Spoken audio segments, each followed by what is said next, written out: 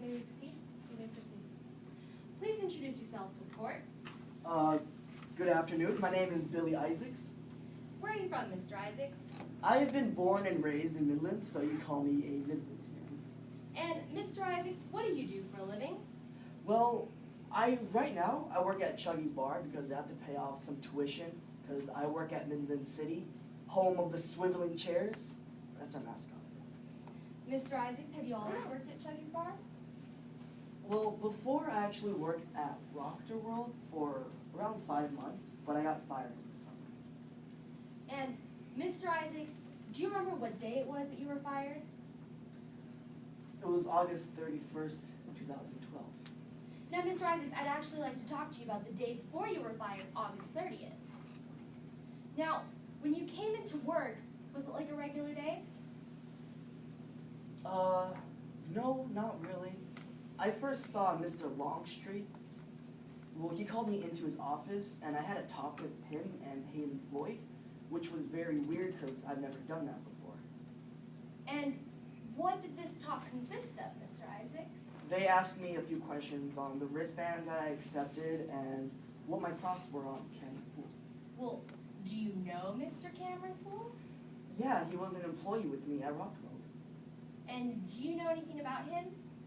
Well, I told Longstreet and Haley that all that I knew of him was that he spent a lot of time with Cameron Poole. They spent a lot of time at the bar, they spent a lot of time during the breaks, and I just thought that maybe they had a thing together, I don't know.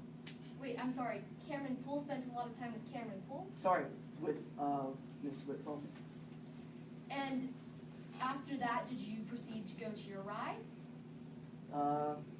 I did. Now, during that day, did you see the defendant? Yeah, that's the thing though. When I kept on working my ride, I kept on seeing Miss Whit Bowman. Objection, Your Honor. Witness is lapsed into a narrative. Objection is overruled. During your shift at Rockterville that day, did you see the defendant? Yeah, as I was going to say before, she kept on coming to me and asking if she could take over my ride. Now, how many times did the defendant come by your ride that day? She came, I'd have to say like 7 to 8 times, and it was a lot. I was like, dude, chill. I could work my own ride, but she just kept on coming. 7 or 8 times during the working day, the defendant left her ride to come to yours? Yeah, she actually did that, yeah. And was there a reason that she came to your ride? She didn't say. All she said was, well, I mean, she didn't really say anything about it. She just told me that she just wanted to take over my ride. And you mentioned that she wanted to take over your ride. How many times did she ask you? Like I said before, 7 to 8 times, which is very unusual for her. So 7 to 8 times on the day of August 30th, the defendant asked to take over your ride, the Tunnel of Terror? That she did. Now, did you give it to her?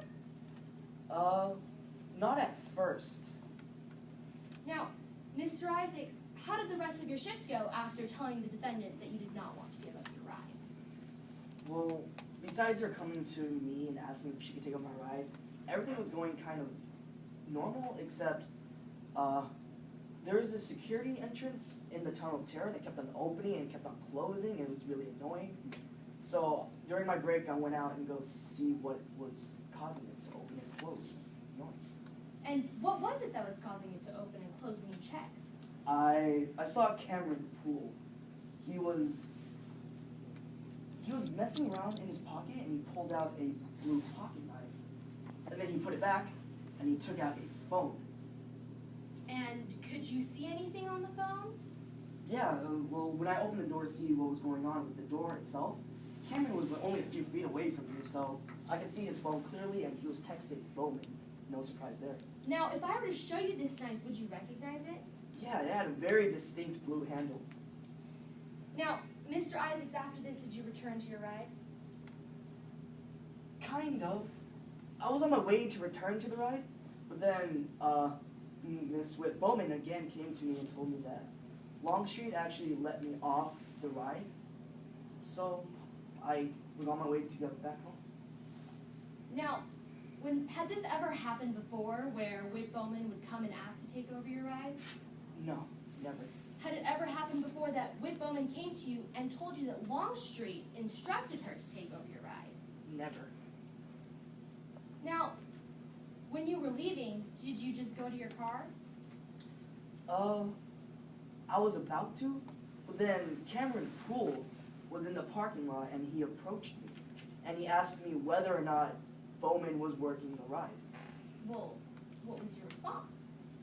I told him yeah, and then he didn't really say anything back. He just had this weird, nervous, creepy smile on. Thank you, Your Honor. No further questions. Cross-examination.